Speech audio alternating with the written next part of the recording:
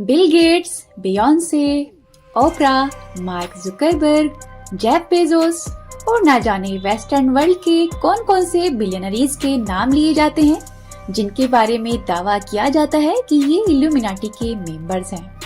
दोस्तों, सालों से अफवाहें चल रही हैं कि पावरफुल ऑर्गेनाइजेशन और सेलिब्रिटीज मानवता को नियंत्रित करने और उसके सोचने के तरीके को आकार देने के लिए वैश्विक आंदोलन का हिस्सा रहे हैं।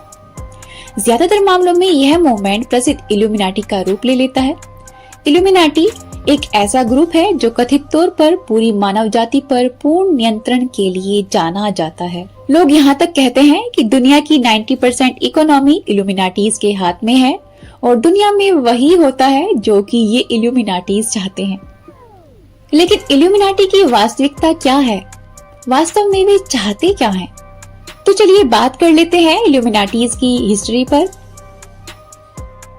दरअसल इल्यूमिनाटी नाम वास्तव में लैटिन के बहुवचन इल्यूमिनेट्स यानी प्रबुद्ध शब्द से आया है। यह नाम ज्ञान के माध्यम से स्वयं को इल्यूमिनेट करने के विचार से प्रेरित था और शिक्षा और तर्क के माध्यम से मनुष्य के अज्ञान के बंधनों को तोड़कर अज्ञानता से बाहर आने के लिए रखा गया था। लेकिन यह सब एक ऐसे व्यक्ति से शुरू हुआ था जो वास्तव में अपने बॉसेस यानी मालिकों से बहुत नफरत करता था। एडम वाइसहॉफ, इस नाम को आगे से याद रखिएगा। एडम वाइसहॉफ का जन्म 1748 में हुआ था। जब वह केवल 5 साल के थे तो उनके पिता की मृत्यु हो गई थी। उनके पिता की मृत्यु के बाद वह अपने गॉडफादर जोहान एडम वॉन के संरक्षण में आए, जो कि एंगोल स्टेट यूनिवर्सिटी में कानून के प्रोफेसर थे। जोहान एडम वॉन फिलोसॉफी और ज्ञानवाद के प्रस्तावक थे। उन्होंने अपने तर्कवाद से युवा वाइसहॉफ को प्रभावित किया।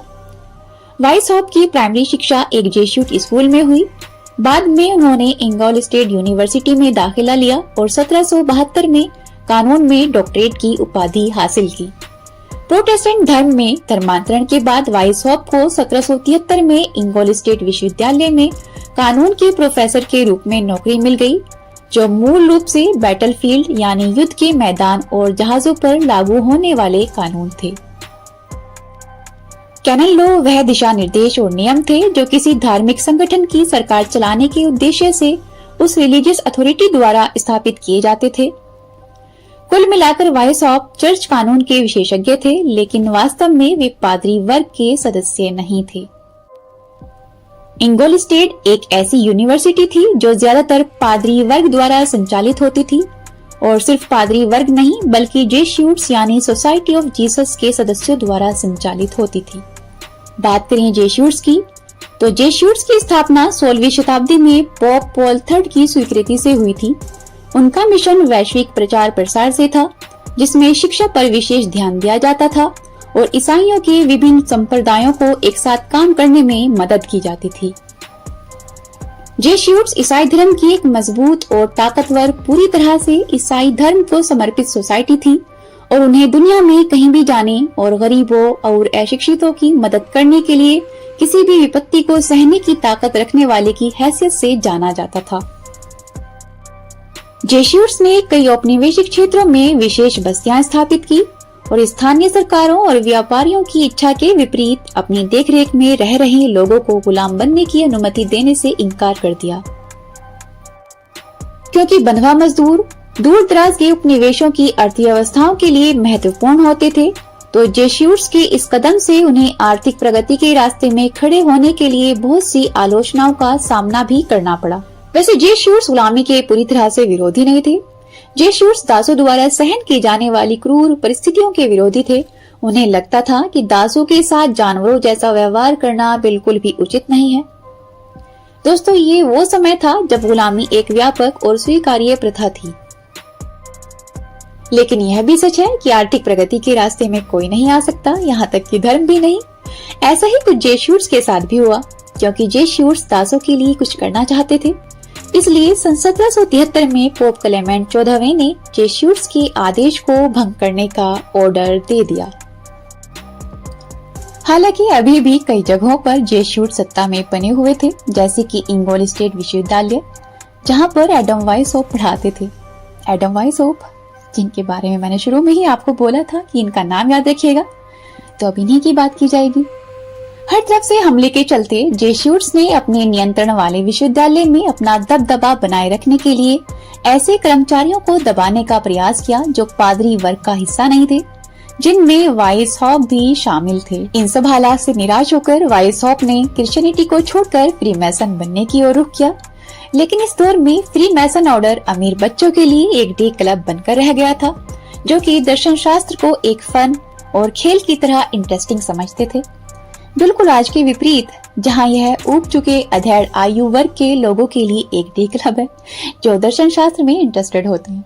असंतुष्ट वाइसहॉप ने फैसला किया कि वह अपना खुद का एक शानदार क्लब बनाएंगे और उसमें केवल उनके दोस्त या वो ही लोग शामिल हो पाएंगे जिन्हें वह उसके योग्य समझेंगे। फाइनली वाइसहॉप ने इल्यूमिनाटी के विचारों को फैलाने के लिए अपना एक सीक्रेट क्लब बनाया। इस सीक्रेट क्लब में सबसे पहले वाइसहॉप के 6 से 9 सबसे करीबी दोस्त शामिल हुए।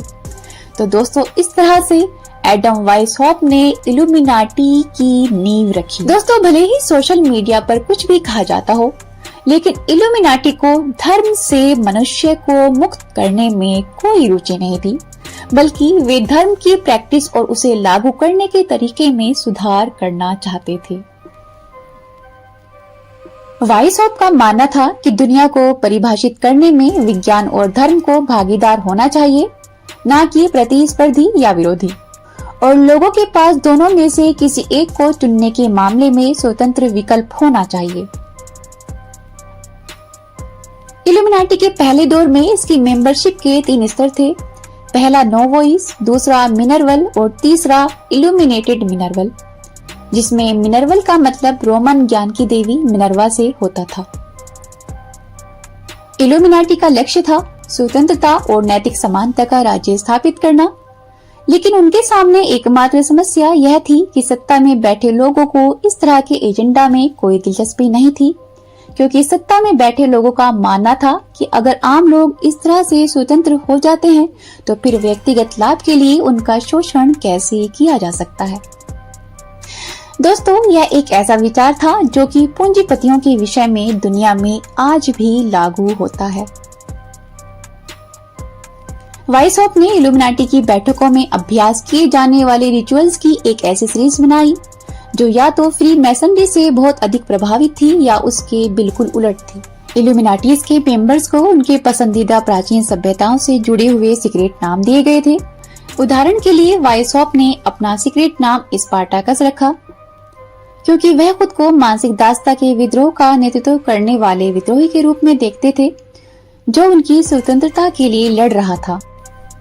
जैसे तैसे मेंबरशिप रोस्टर 9 व्यक्तियों की संख्या से बढ़कर 2500 हो गया और अब वाइसहॉप ने 13 ऑर्डर्स वाला एक चार्टर बनाया और उसे 3 वर्गों में विभाजित किया।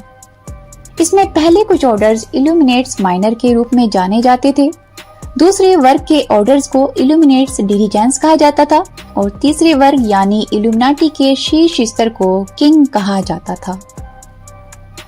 वाइसहॉप द्वारा बनाए गए इन रूल्स को देखकर ऐसा लगता है कि वाइसहॉप रास्ते में कहीं भटक गए। एक ऐसा आदमी जिसने लोगों को प्रबुद्ध करने और उन्हें दमनकारी सरकार और विचारधारा दोनों से मुक्त करने का वादा किया था, उसने एक गुप्त समाज बनाया और जहां वह खुद ही राजा बन बैठा। अब सवाल ये उठता है कि इल्यूमिनाटी नाम की सीक्रेट सोसाइटी ने आखिर किया क्या है?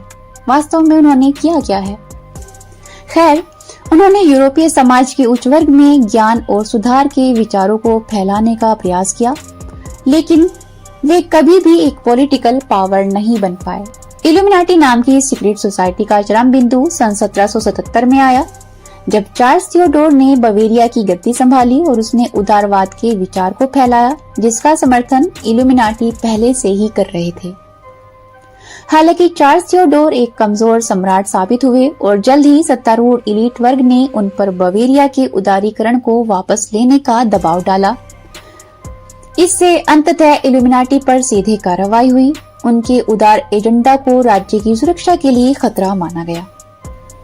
हालांकि इल्यूमिनाटी के सदस्यों के पास ज्यादा पावर नहीं थी, लेकिन वे फिर भी सार्वजनिक रूप से अपनी शक्ति का इस्तेमाल करते थे और राजशाही की खुलेआम आलोचना करते थे, और उनका ऐसा करना उनके अपने लिए ही घातक साबित हुआ। इस सब के चलते इल्यूमिनाटीज मेंबर्स की मेंबरशिप लिस्ट सार्वजनिक रूप से लीक होने लगी और जैसे ही ये सामने आया कि उदारवादी सत्ता के पदों पर कई इल्यूमिनाटीज बैठे हैं, तो सत्तारूढ़ एलीट वर्ग के बीच सीक्रेट सोसाइटीज को लेकर एक पैनिक फैल गया। और इस सब को देखते हुए चार्ल्स थियोडोर ने सभी सीक्रेट सोसाइटीज पर प्रतिबंध लगा दिया, जिसके कारण वाइसहॉप को अपनी जान बचाने के लिए भागना पड़ा और इस तरह से इल्यूमिनाटी नाम की इस सीक्रेट सोसाइटी का पतन आरंभ हुआ। आज की दुनिया में इल्यूमिनाटी को दुनिया में होने वाले किसी भी युद्ध से लेकर तीसरी दुनिया के देशों में गरीबी तक यानी हर चीज के लिए जिम्मेदार ठहराया जाता है, दोषी ठहराया जाता है। लेकिन फिर भी ऐतिहासिक तथ्य यही है कि इल्यूमिनाटी कभी भी एक थोड़ा बहुत सफल सीक्रेट ग्रुप क्लब से अधिक कुछ नहीं थे, जिसके मेंबर्स बवेरिया में थोड़ी पावर हासिल करने में कामयाब रहे थे। आज की दुनिया में मॉडर्न इल्यूमिनाटीज के बारे में कॉन्स्पिरेसी थ्योरीज प्रचुर मात्रा में पाई जाती हैं, शायद इसलिए भी क्योंकि लोगों के लिए यह मानना अधिक सरल है कि पावर में बैठे लोगों द्वारा उन्मादी या मूर्खतापूर्ण काम इसलिए किया जा रहा है क्योंकि कोई सीक्रेट पावर मास्टर प्लान के तहत उनसे ये सब करा रही है, बजाय यह स्वीकार करने के कि कभी कभी हम खुद ही स्टूपिड लोगों को सत्ता में बिठा देते हैं और सत्ता में आने के बाद ऐसे स्टूपिड लोग अपनी मनमानियां करते हैं। तो हमें क्या करना चाहिए? तो इसका सीधा सा जवाब मेरे पास बस यही है कि हमें खुद को इल्यूमिनेट करना चाहिए, माने तर्कवादी और सजग बनना चाहिए, और अगर सीधे से कहूँ तो हमें भी इल्यूमिनाटी बनना चाहिए। तो बस बन जाइए आप भी इल्यूमिनाटी और ले लीजिए दुनिया को अपनी मुट्ठी में। और दुनिया आपकी मुट्ठी में कैसे आएगी ये समझने के लिए देखते रहिए हमारे वीडियोस। साथ ही प्लीज वीडियो को लाइक और चैनल को सब्सक्राइब जरूर कीजिएगा। आज के लिए बस इतना ही, मिलते हैं जल्द ही किसी दूसरे वीडियो में। शुक्रिया, गुड बाय।